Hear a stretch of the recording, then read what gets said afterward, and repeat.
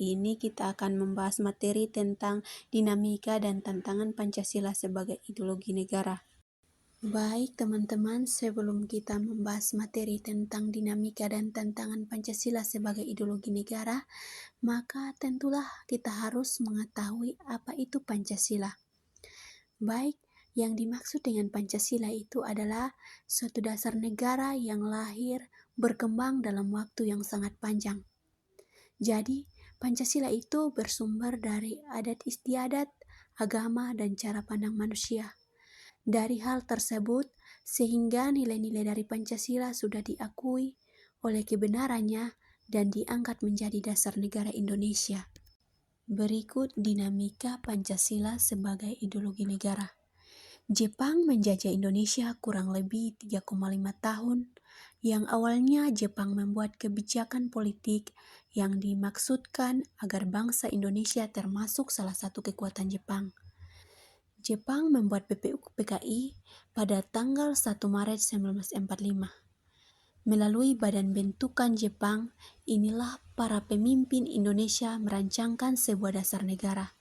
Sehingga dasar negara Indonesia muncul dan dalam periode ini pemikiran mengenai Pancasila sebagai besar bersifat ideologis. Berikut pada masa pemerintahan Presiden Soekarno. Pancasila sebagai ideologi dalam masa pemerintahan Presiden Soekarno.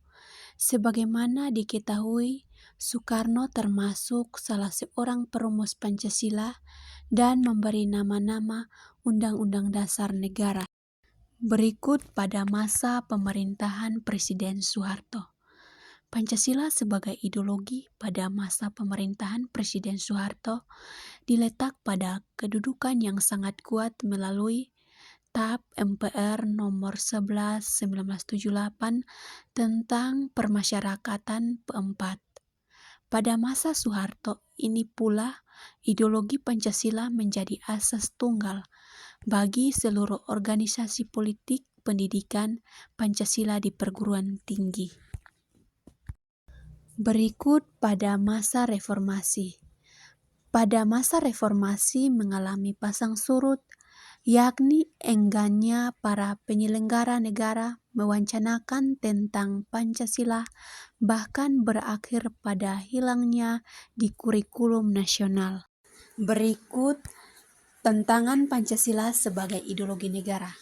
Sejalan dengan berjalannya sebuah negara Indonesia, ideologi Pancasila yang terbentuk mengalami ujian dan dinamika dari sebuah sistem politik. Dimulai dengan sistem demokrasi liberal yang dianut pada masa setelah Indonesia merdeka. Pembentukan negara serikat sistem liberal pada Undang-Undang Dasar tahun 1945 dan peristiwa Gerakan 30 SPKI atau Gerakan 30 September Partai Komunis Indonesia. Berikut pada tantangan terhadap Pancasila sebagai ideologi negara itu, adapun unsur-unsur yang mempengaruhi perlawanan terhadap Pancasila sebagai ideologi negara, yaitu meliputi dua faktor eksternal dan faktor internal. Faktor eksternal meliputi hal-hal sebagai berikut. Yang pertama itu adanya pertarungan ideologi antara negara-negara adidaya, antara Amerika Serikat dan Uni Soviet antara tahun 1945 sampai 1990 yang akan berakhir bubarnya negara Soviet sehingga Amerika menjadi satu-satunya negara adidaya.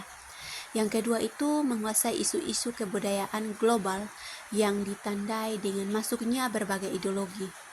Yang ketiga itu asing dalam kehidupan berbangsa dan bernegara karena keterbukaan informasi. Yang keempat itu meningkatkan keburuhan dunia sebagai akibat dari pertambahan penduduk dan kemajuan. Yang kelima itu ideologi sehingga terjadi eksploitasi terhadap sumber daya alam secara masif. Dampak konkretnya adalah kerusakan lingkungan seperti banjir, kebakaran hutan. Berikut faktor internal. Faktor internal itu meliputi adanya pergantian rezim atau kekuasaan yang akan melahirkan kebajikan politik yang berorientasi pada kepentingan kelompoknya atau partainya, sehingga terkadang ideologi Pancasila itu sering terabaikan. Dan adanya penyalahgunaan kekuasaan atau korupsi juga akan mengakibatkan rendahnya kepercayaan masyarakat terhadap rejim yang berkuasa, sehingga kepercayaan terhadap ideologi itu menurun drastis.